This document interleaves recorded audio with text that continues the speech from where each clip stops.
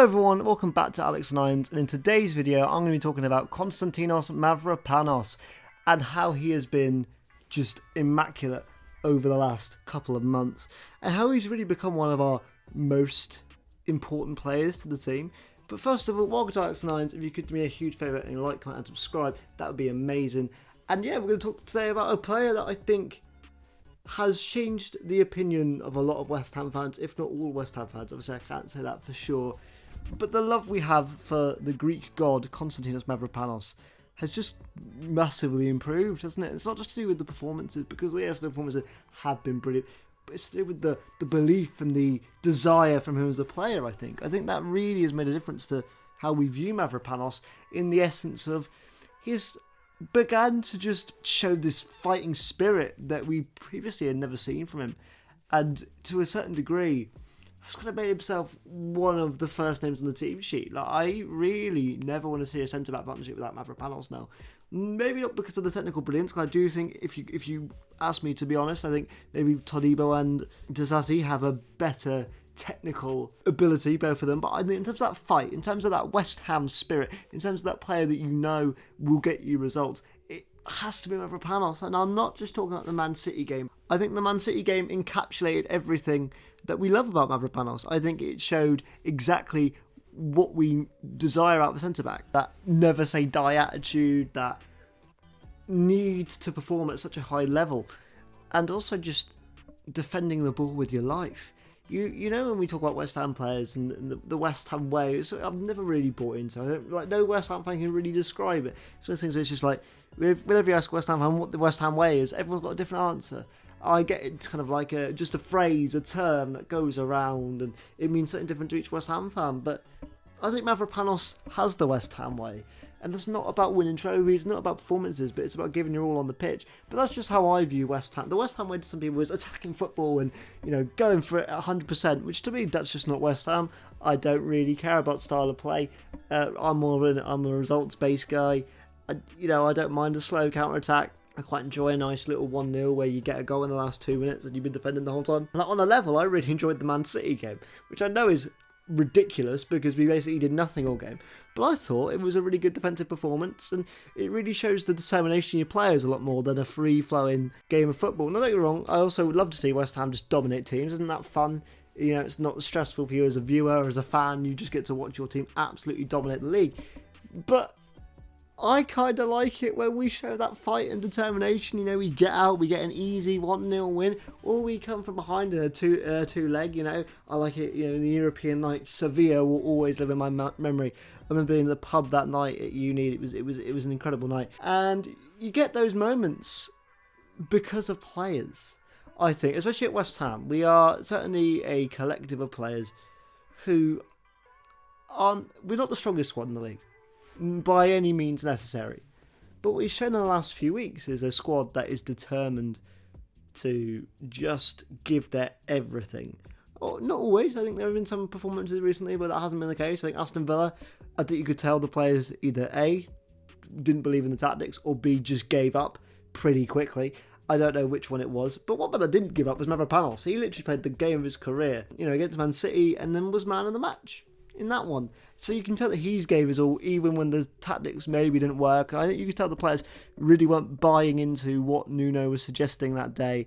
I just don't think it worked out. But Mavropanos basically won us the point against Man City, didn't he? Without him, we would have got maybe lost 3-1. I really don't see a world where we keep that point without Mavropanos. And it's very clear Nuno likes him, very clear Nuno trusts him. Because I remember going out to the Burton game, when we had a lineup and we were out Bowen, we were out Souček, and we were out Fernandes. Not that I give the captaincy to Fernandes, but I'd certainly give it to Souček. But Souček wasn't in the squad, so Nuno had not, a job to do and decide who's captain. Callum Wilson was in the team. I know Callum Wilson's not been here for very long, but in terms of that player that's had a lot of experience, you could say Callum Wilson is the right man for the job in terms of captaincy. But you gave Mavropanos.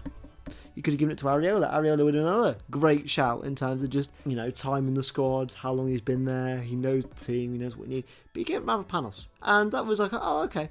And ever since then, and even kind of before, he's been outstanding. He's been the best player on the pitch. Again, let's use the Man City game for an example, but it's not the only one. He scored a goal in our only shot, header, great stuff. Second goal of his career for West Ham, I think.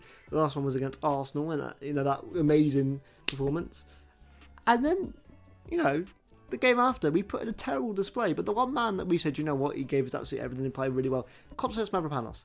The same defender that when we signed him from Stuttgart, we were a bit like, oh, all right then, yeah, this doesn't really improve our defence. Then he goes on a really shaky run. You can tell that, he really needs time to acclimatise to the Premier League. And he would always do okay, but he'd always have that mistake in him. He'd always have that moment where you just don't know what you're going to get from him. And you just don't know how good he was going to be. And you don't know when that moment was going to come, because it always seemed those mistakes were coming.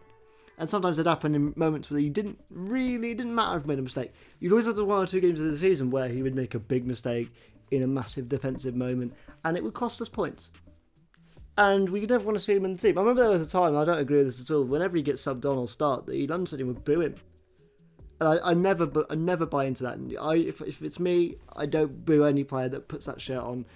I remember when we signed Callum Wilson, a lot of fans were like, yeah, I'm never going to like him, never going to cheer him. He's not a West Ham player, not in my eyes. And to me, if you put on that shirt and you play for the badge and you give your all, I'm always going to support you. Yes, I'll criticise, but I never take it. I never give it to a player personally. I never will.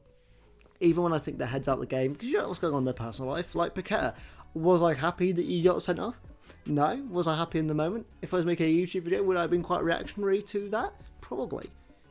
But actually, if I was going to players' minds, Mavropanos took a lot of flack from a lot of flack, because he kept making mistakes. He was in a partnership with Aguerd that didn't really work out, and then we had other players come in, mainly Todibo and Kilman in his time here, and they haven't really been great until now. Well, Kilman certainly hasn't been great his entire run, but Todibo's finally been to kind of get a bit of confidence in him. He's playing with a little more calmness and a bit of that flair that we thought we were going to get when we paid 35 million euros for him. And then we bring Disasi in, and now it feels like we've got 3 centre-backs who trust each other. The centre-back partnership is one of the most important parts of being comfortable with centre-back. Again, I'm not a footballer. This could be awful. But to me, knowing that your partner has your back actually allows you to not make as many mistakes, allows you to be a little calmer, allows you to be able to relax a bit more. And again, consistency breeds confidence, and we're seeing that with Mavropanos. He is a player who has become so confident, even when we are rubbish. He plays well. I just wouldn't believe Mavropanos would have been the player we would have gone to and said, yeah, this guy's the most consistent. This guy is the guy that's dragging us up the pitch. This guy is one of our biggest goal threats. Because from set pieces, we have Thomas Soucek, who is fantastic, and we have Mavropanos. And to me, that's great. To not rely on one man in set pieces is fantastic. And Mavropanos has really stepped up. Not only, again, in his consistency, but also his position in the squad. Like, you can see him commanding the defence. You can see him begin to become that leading man in the defence. And that's necessary. I remember when I did my Disasi video last week, I said, Disasi coming in has allowed Mavropanos to step up in terms of squad hierarchy and in terms of his confidence. I fully believe that. And overall, I think Mavropanos is just one of those guys that, when we signed him, and I can't remember how much it was for, I don't think we ever thought we were getting this. I think he's literally gone from bottom of the barrel, always makes a mistake, not really good enough for the Premier League, keeps consistently causing us points. And you can't have that as centre-back. That's not what you want in a defender. To now, not in terms of out-and-out quality, but in terms of determination, in terms of performance, in terms of how much he's going to give you, he's become one of the best defenders in the league.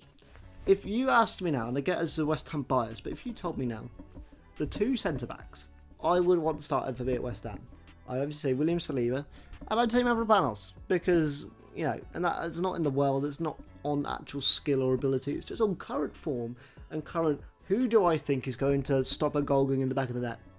I'm putting Mavropanos there.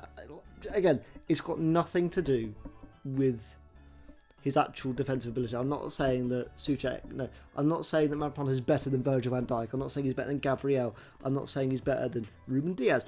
I'm just saying that overall, right now, I think there is nothing that man won't do to stop a cog in the back of that. We saw it in the Man City game. He literally put his body on the line so many times. And that shot of him getting booted in the face by Erling Haaland, the frames on that, they don't make for pretty viewing, do they? The literal pictures of his face just being smushed by that ball is insane. And if you told me that Mavropanos with the one putting his body on the line, I'd be like, no, he's too afraid. He won't go into the tackle. He'd be too nervous to put his body on the line. Whereas now, he's become the first person I would assume to put his body on the line. The only 4 players that are nailed on for me in any position is Bowen, Somerville, Fernandez, Mavropanos. The others we can have conversations about. But Mavropanos can't be dropped. Mavropanos cannot get injured.